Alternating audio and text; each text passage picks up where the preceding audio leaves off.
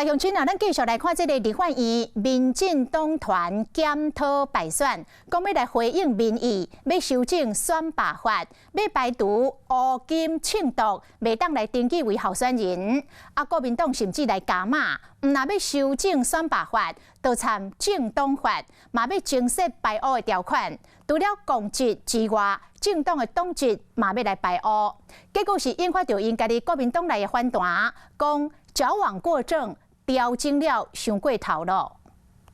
民进党9号败选，党内拢伫咧检讨，党一立委先提出将排污条款纳入去选罢法，有乌金程度背景的人袂当参选，正面来回应民意。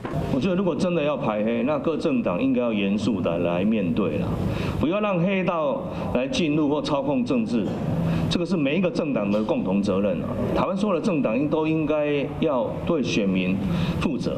提案结束，说无都得到南洋支持。民进党批评国民党排污是伫咧造假，即卖国民党甚至加码计划修改政党法，增加排污条款，未来政党党籍买排污。哦，如果被有罪确定了哈，当然这个我国是法治国嘛，所以要先有罪行法定主义，然后要有罪确定定验以后，那这些行为当然是不让社会大众所允许的。排污条款也是通过未来罗马条例、毒品危害防治条例、浸泡弹药武器管制条例和洗钱防治法经过判刑确定，就袂当参选公职。不过国民党嘛提出2点质疑，讲你对放放出来受刑人无公平。反酒驾，甚至于反假的这个部分，我个人是非常赞成。所以在这个部分里面，我倒是觉得，既然要面对这相关的问题，我们应该摊开来好好的面对。